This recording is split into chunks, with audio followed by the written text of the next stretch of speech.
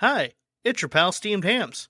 Join me every week on the Unforgettable Luncheon as we discuss topics in the nerd world like gaming, comics, cartoons, and whatever else may cross my mind.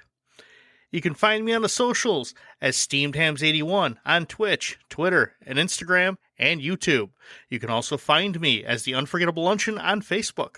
And check out Steamed Hams Merchtorium, the link to which will be in the description of this podcast. The Unforgettable Luncheon, nerd comedy at its okayest. Clerks was Kevin Smith's 1994 directorial debut about a day in the lives of two clerks, Dante and Randall. The duo deal with wacky customers, relationship woes, a memorial service gone wrong, and of course, Jay and Silent Bob. But did you know there was a short-lived, toned-down cartoon in 2000? A show so ahead of its time that it's not even supposed to be here today. I assure you we're open, and we're talking about Clerks, the animated series, today on the Unforgettable Luncheon.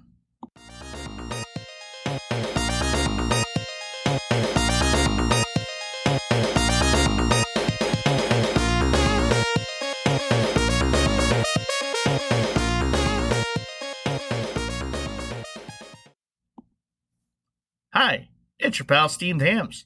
I hope you're ready for an unforgettable luncheon.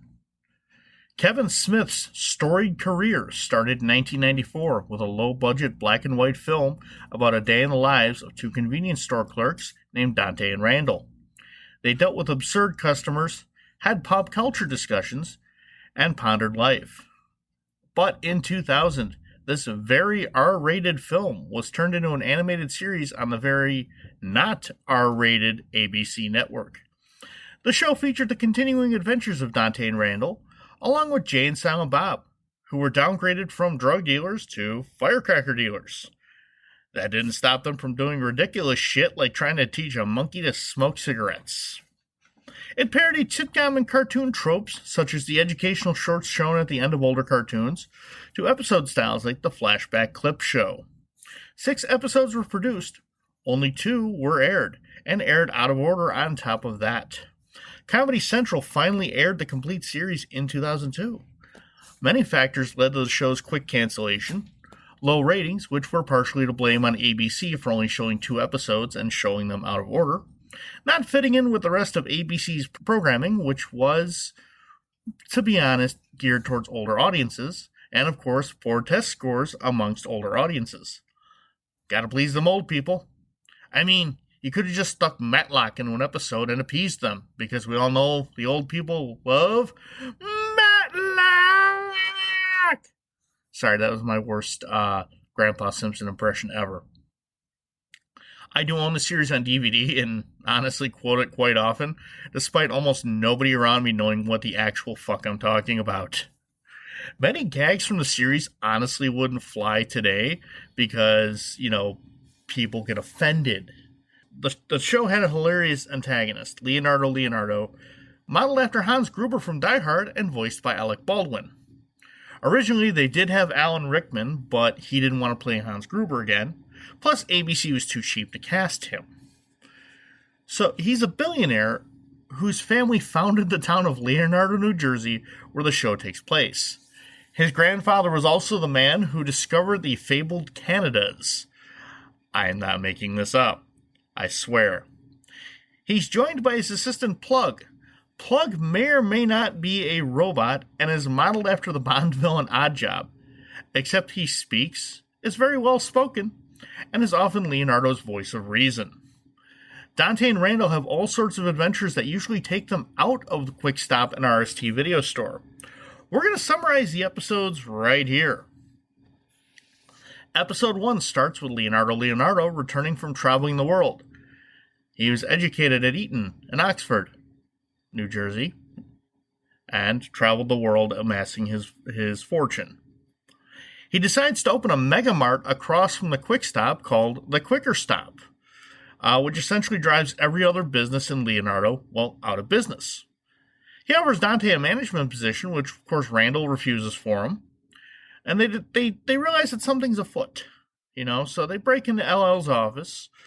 I'm going to call him LL for a lot of this, so that's what they do on the show. And they do it actually pretty funny. They do the whole 60s Batman walking up the side of the building, which turns out they're not actually going up the side of the building, and then break in from the roof. They find his insane and overcomplicated plan for world domination, turning Leonardo, New Jersey into a Canada-themed pleasure dome, which somehow the residents of Leonardo seem to accept for the most part, because they are morons on par with the residents of Springfield, who, buy an entire monorail system based on a jaunty tune.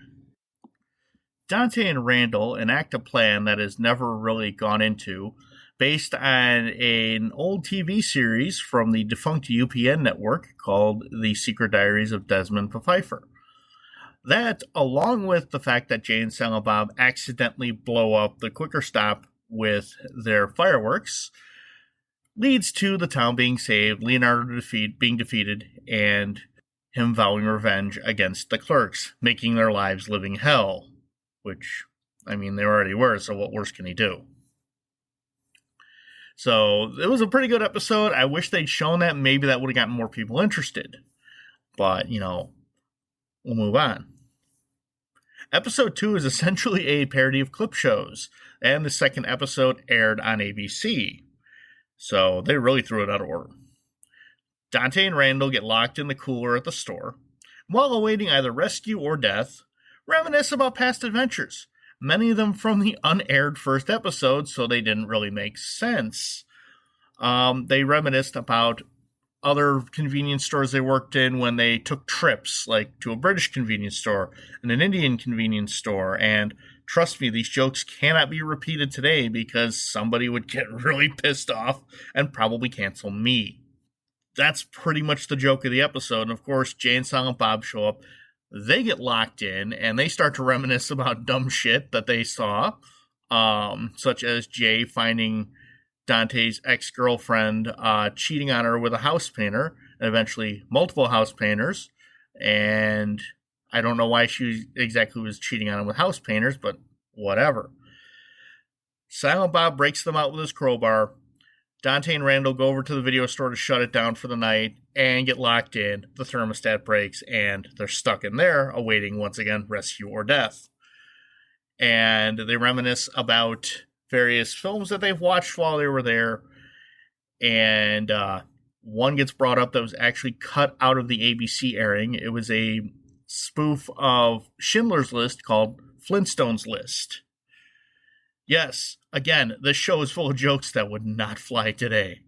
The episode ends with a Stand By Me spoof showing an older Jay writing his memoir, detailing what happened to everyone after they escaped their various confinements, along with a random character named Scooter who was drafted and killed in Vietnam in the 90s.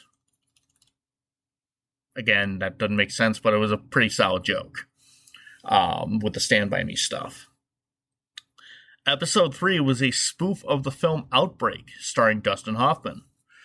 Leonardo eats some spoiled microwave burritos that Randall left carelessly outside after being delivered. At the same time, a new pet store opens up, which may or may not employ Patrick Swayze. There he is, of course, wearing an apron, carrying a broom, and dressed like he was in Dirty Dancing. The store has a chimp on display, which, thanks to the film Outbreak, which was a recent release at the time, Randall thinks that monkey is going to cause a disease to break out, hence Outbreak. Leonardo gets sick from the burritos, because, of course, when you eat spoiled-ass burritos, that's going to happen. And Randall gets it into his head that the monkey caused him to get sick and will cause an outbreak. Jay and Silent Bob kidnap the monkey to teach it to smoke. And while the others, along with the military, hunt for the monkey to hopefully use its blood to stop the outbreak, again, of which only Leonardo is sick from, nobody else. So how is it an outbreak? They have to find the monkey before the military nukes the town. Now, one great gag about this was, I guess, recently to when the episode had been made, Dustin Hoffman had sued about unauthorized use of his likeness. So when Randall is putting everything together, they mention this lawsuit and they replace him with Al Pacino. So anytime they want to mention Dustin Hoffman, a voiceover narrator cuts in with Al Pacino. So makes less sense, but whatever. Dante's able to stop the bomber from destroying the town by publicly admitting an untrue fact about himself, that I'm not repeating the joke because I don't need people getting pissed at me for a 23-year-old joke that was funny at the time but would not be funny now. So, there. You want to see it? Watch it for yourself. It's probably on YouTube. Episode 4 is the first episode aired, and honestly a personal favorite of mine. After losing a bet with Dante that he could run the quick stop, Randall talks Jay into suing the store and Dante after Jay slips on Pop that Randall spilled and wouldn't clean up. Randall then harasses a high-powered attorney to take Jay's case, while Randall is Dante's representative in court, so that's going to go well. Presiding over the trial is Judge Reinhold.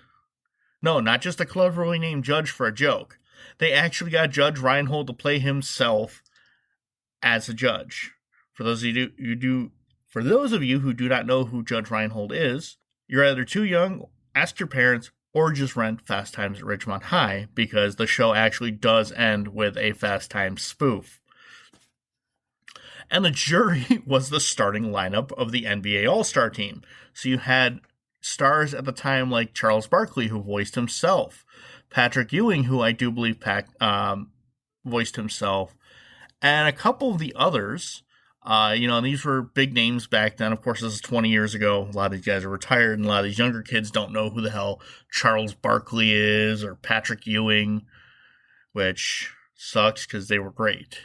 Of course, their case flounders horribly because all Randall is doing is calling witnesses who are either girls he wants to call for a date or various directors who made movies that at the time were huge critical bombs, and demanding his $8 back. So, he goes after Joel Schumacher for Batman and Robin. He intensely questions George Lucas over Phantom Menace, which, in retrospect, watching it as an adult, was not a great movie.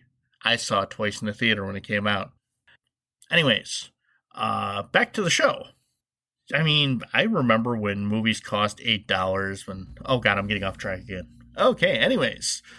The trial was never actually decided since, due to a little on-screen explanation, the script was lost on its way to the Korean animation studio, so the animators finished it themselves with a bunch of insane anime non-sequiturs involving, either what the rest of the world probably thought America was popular for, like Tom Cruise, or running into a gag from the earlier in the episode where Judge Reinhold has a nightmare that he's back with Eddie Murphy doing Beverly Hills Cop, and they're running around putting bananas in the tailpipes of cars and then run out of bananas.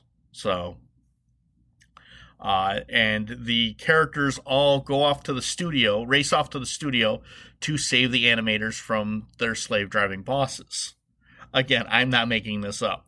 It's a personal favorite of mine, and I know the ending sequence is actually on YouTube. Check it out because it is friggin' wild. It's so funny, and it spoofs like Tom Cruise, because I think the first Mission Impossible was still very recent when this came out. So, moving on. Episode 5 finds Dante and Randall at their high school reunion. Dante's beaten up by members of the baseball team that he played with for saying he was part of the team, despite him being the very manager that took them to the championship. Randall learns that every woman he dated in high school became a lesbian because they were so disgusted with men after dating Randall that, they became lesbians. He, of course, rediscovers a game that he played in his youth that was locked away in a storage room, an arcade game called Pharaoh, which does not exist in real life. The object was to move large stones to build a pyramid while avoiding being whipped by guards. And... of course, instead of the woman who wants to hook up with him, he's like, I'm going to play a video game. Dante ends up running into Leonardo at the reunion because he was there for a prior class's reunion also. And after a drunken night of commiserating how neither of them were really recognized by their peers, Leonardo decides to let Dante try to achieve his glory by letting him manage a little league team that he actually he owns. So they go into that, and it gets pretty damn funny. The team does terribly until they recruit Jay, who's eligible due to being held back a lot, and is still in 4th grade, and is technically eligible. That whole situation is a spoof of a movie called The Bad News Bears with Walter Matthau, and I believe it was remade in the early 2000s with Billy Bob Thornton. I've seen neither. I'd probably see the original before I saw the remake, though. Randall is kidnapped after achieving a high score in Pharaoh. Now, this is a parody of the film The Last Starfighter, where they used an arcade game as a recruitment tool to find the best star pilots to fight an intergalactic war. He thinks he's going to become, a starship pilot, but nope. Remember, the object of Pharaoh was moving blocks from one side of the screen to the other and avoiding getting whipped. So that's what he gets to do. And, of course, Dante and his team are sent out of the country to the country where Randall was coincidentally being held to play in the Little League World Championship.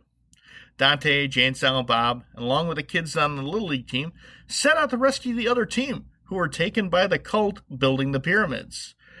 This, of course, is a spoof of Temple of Doom. Randall and the child captives are rescued. Despite the other team's ill health from captivity, Dante insists that they play, leading to a forfeit when the entire opposing team passes out from malnourishment and basically just physical abuse. It's a pretty screwy episode with some good parodies. I like the fact that they run into Randall while they're rescuing these kids. And Randall's like, "You got my note?" And he's like, Dante's like, "Yeah, note. What are you doing here?" He says, "Yeah, I got recruited for a secret government project, very high up here." No, he's not. He was getting the shit kicked out of him more than any other slave in there. So, he was high on their shit list is what he was. The final episode, which had an extremely long title of the last episode ever. I'm sure they retroactively titled these episodes. I'm pretty sure of it. Takes place almost exclusively within the confines of Quick Stop, as they claim that there were complaints that the show's not enough like the movie. The only way to learn of events going on outside is that Jay and Silent Bob come to talk to them, or other characters come in and say, "Hey, this is what's going on out here. Why aren't you out there?" "Oh, well, we got to stay in the store." So they get things like weird cult members showing up to buy the most random stuff possible. Walt and Steve Dave, who you would probably know from a lot of the Kevin Smith films, most notably from Mallrats. They come in to buy completely random shit because I guess they want to turn Walt into the Human Torch and set him on fire because they're idiots.